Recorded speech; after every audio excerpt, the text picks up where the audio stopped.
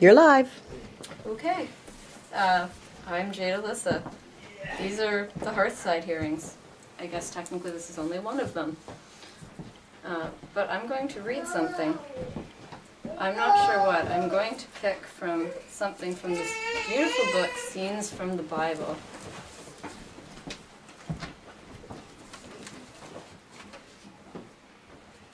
I don't want to start. I like your necklace. Thank you. Alright, I guess this is a decent one to start with. This poem is about camping, only not. It's called Into the Fold. Even though the stars kissed our hair, we did not stare and sigh and make love, because the light shone in through the tent window, and the ground was merciless, and my mother was there. But you told me how you dreamt your father alive, how in a parallel universe he met me, and better still, how he had such respect for me, how he made cranes from currency, folding his bills into birds so I could fly down the highway to your house, where you softened the work of the wind in the window that ruffled my hair. In the wake of your father, we took to thoughts about our other losses. You longed for closure with a long-ago lover, while I mused on an old friend who had respect, too little or too much, to kiss me. So, because you respect me in all the right ways, because you should know that I love you better than she ever could, because past things are like your father's dreamt cranes, whose wings never touch real wind, and because my mother was there, I folded your hand in mine. That was a very sentimental beginning. I will try to find something less sappy for the next poem. We only want bloomy poems. I'm working on it. Oh, okay. I don't know what I brought today. That's not a good one.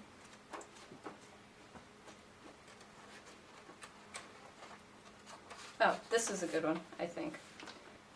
It's actually a reply to a Richard Lovelace poem. It was called, I forget what it was called, it's not important what it was called. Anyways, my poem's called From Lucasta, Staying at Home. I'll be alone when our babe is born, because you seek honor in the field. I've not her glory, but this I wield.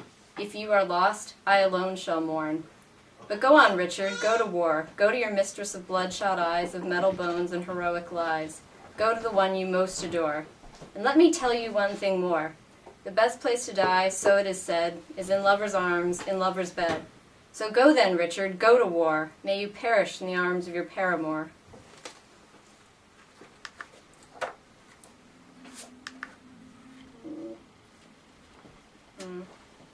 That was very rhyming. I suppose I'll look for something that's not rhyming for balance. Oh, okay. I guess this one's good enough. I wrote this. Actually, it's pretty self-explanatory. I'll just read it. It's called Undergraduate Poetics Seminar. We huddled around, a nervous group of young apprentices. The head doctor came in striding and put the bird on the operating table. We huddled closer. "What are your initial observations?" the doctor boomed. A voice crept out tentatively. "Sad? I think it was sad?" And nothing more was said. So the doctor groaned, took up his scalpel, and slit the red breast wide. He pulled out an organ and demanded, "What is this called, and what is its function?" Out crawled another tentative response. The appendix, no necessary role?" We held our anxious apprentice breath. "That's not the appendix, that's the heart." That was supposed to be a satirical poem. Was it? Yes. Then I suppose it was a satirical poem. Mission accomplished. I hope so. Are we allowed to read fiction? You can do whatever you want. Oh. Should I read about scenes from the Bible? Perhaps not. I think I'm going to read a story. I've never actually read any of my stories to anyone before. I'm not much of a storyteller, but I think I'll read this story just because I feel it will take up more time. The story is called A Series of Awakenings, and I have a little epigraph here from Coleridge. What if, in your dream, you went to heaven, and there plucked a strange and beautiful flower? And what if, when you awoke, you had the flower in your hand? Ah, what then? So, that was Coleridge. This is me. Kate is not neurotic. She is not paranoid. She is not prone to hallucination. She is not even really a hypochondriac. Although, at this particular moment, she is off to another meeting with her psychoanalyst to describe a recurrent complaint that he, and everyone else, have proven incapable of diagnosing. However, Kate has decided to stick with her psychoanalyst because, unlike the other doctors, he is as convinced as she is that there is indeed something wrong with her. Kate does not know what his name is. He practices under the title of Dr. Smith, but this is a pseudonym. He once told her that she should not know his real name because he feels that it is too personal a detail for an analyst to be privy to. Kate does not really care either way. After all, the meetings are about her. Kate is a rather nondescript woman. For example, when she walks onto a bus, all the people's heads remain buried in their newspapers. In fact, Kate has just risen lazily from a sprawling recline on her couch, made her way out the door, down the block, and boarded the bus that will convey her to her psychoanalyst's office. And today is no exception to the norm. When she gets to her seat, no one does a double take. Kate pulls her book out of her purse and begins to read. The afternoon is heavy with swampy heat, and the sky is curiously dark for mid-afternoon. Kate looks out the window and predicts the imminent onset of a July storm. Bored with her novel, she tucks it into her purse, leans back in her seat, and stares at the ads on the ceiling of the bus. 10 minutes later, Kate jolts awake. She sits up as straight as possible, surprised by the fact that she fell asleep at all, and determined that another such anomaly will not occur. She cranes her neck about as if looking for her stop, as if she had not taken this exact route dozens of times before, as if she had not counted, and did not know full well that she is currently 3 stops away from her destination. Kate manages not to fall asleep again and makes it to her appointment on time. Dr. Smith is sitting in his chair. Sometimes his face is grave and stoical, but today he looks placid and meditative. He says nothing as Kate lies down on the couch, though his eyes move micromentally in acknowledgement of her sudden presence in the room. Well, this week I'd like to talk to you about these peculiar dreams I've been having, Kate says. The ones we've been discussing all along. Dr. Smith offers her a nod of assent. Kate talks to the ceiling because it is no less blank than Dr. Smith's face. I walk out into the road that stretches away from my house. An indefinable haziness hangs in the air. Perhaps the city is shrouded in fog, or else I have cataracts in my eyes. It is hard to tell. The streets are strung out under my feet. They remind me of arteries the way they stretch and curve. Nothing looks different, and yet it all seems somehow different to me. It has changed in a way that is not visible. I look up at the sky, hanging over me like the lid of a tomb. I feel so claustrophobic. I have a panic attack, or something like that, and faint, right there in the street. I wake up, cranium to asphalt, and wonder if I have been sleepwalking. Sitting up, I notice that the mist has lifted. Snow sifts down like some macabre kind of confectioner's sugar. For a minute or two, I stare shocked and owl-eyed as the city grows paler. At last, I blink like a camera, take a photograph of the night, and stuff it into my coat pocket. Some kind of proof, I think to myself. I am farther from home than I first thought. The shabby memory of these buildings is jostling slowly, trying to get to the forefront of my mind. I am certain that I have been here before, but who knows under what pretext. I set off in a vaguely eastward direction, hoping to come to a more familiar signpost. A young man in a flannel jacket stands at the nearest corner, gently smoothing the ear of his pursy old dog. His gaze strikes me like flint and throws sparks across my skin. Blood burns along my veins as my ribs cling to each other in stifling embrace. I feel startlingly awake. I feel high, and then the street slides out from under me again. I just lost my spot. Okay, anyways. Stoned on kisses. That's the quote that comes to mind when I wake and find my hair sprawled on a stranger's pillow. He is in a chair, leaning his head against the wall and reading. Through a series of gestures impossible to measure, his shirt slides to the ground under my fingers.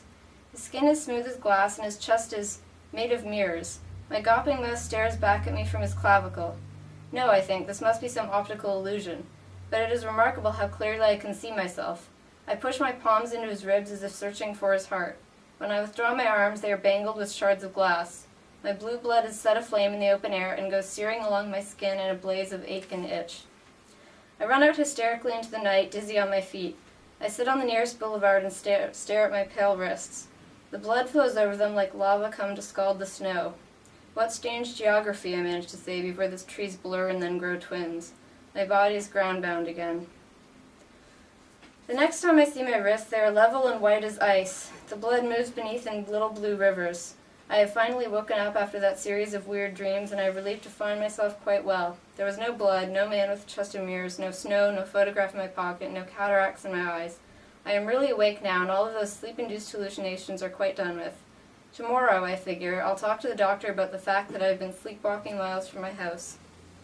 Satisfied, I move to follow the sidewalk home. It winds down the hill, brick after brick, like a staircase descending.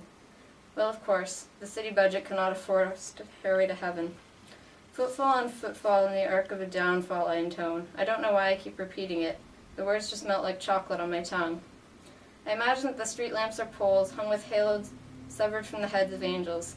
This is how Lucifer would line his driveway. The sidewalk leads me to the downtown district. It's really gone to hell lately, I say aloud. There really isn't anything funny about the way boots with torn soles slouch near every doorway, or the way windows are falling out of the biggest factory like an old man's teeth. I can look right in and envision the workers hunched over their tasks while their skin rusts and flakes off. I trudge home, pull off my boots, and collapse into bed. I lie there for a while staring at the ceiling, and it seems that the night will never end. To think that this darkness lasts for half the earth, all the miles I would have to go to escape it, the idea of it exhausts me. I figure I will try to sleep and let the sun come to me. When I wake again, the light is sneaking in under the edges of the curtains. My boots are not in the room. They are, however, in the closet, looking quite clean. Did I only dream that I woke from a dream and walked the streets last night? Am I awake now? I bite my lip hard and blood runs down my chin. But my scratched wrists had bled then, too. I run into the street. The city looks more or less normal. I calm down a bit and keep walking.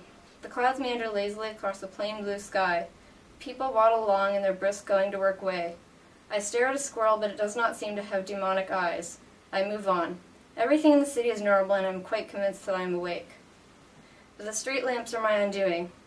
Without those puffs of light obscuring the shape of their bulbs, it is painfully clear to me that angelic halos are hanging there. I stare at them for what must be an hour or more. I start screaming. I mean a blood-curdling wail. As if by pure volume I will manage to wake myself from this dream. I scream and scream and scream, and when I wake up among starched linens, I am still screaming. Only now someone's hot dog fingers are pressing my shoulders back into bed, telling me everything's all right. But it's not all right because maybe I've dreamt this guy up too. How do I know whether I'm awake in this psych ward bed, or dreaming that I'm awake in the psych ward bed when I'm actually sleeping in my own bed, or sleeping in a psych ward bed, dreaming of being awake in a psych ward bed? Then I'm asking this ward guy to please have mercy because death seems so pleasingly final. He gives me some kind of needle, but I don't find out whether he's actually obliged me or not. All I know is that my eyes are closing and everything is going back to black. Anyways, Dr. Smith, I think that's where the dream ends, because afterwards I woke up in my own bed, and when I went outside, the street lamps looked normal and everything. Seriously, though, the dream really did unsettle me. I mean, it wasn't just a dream, was it? It means something. I'm half waiting for one of us to have some kind of epiphany about it, because if we don't figure it out, I'm going to get really nervous. It all feels like being trapped in a series of babushka dolls.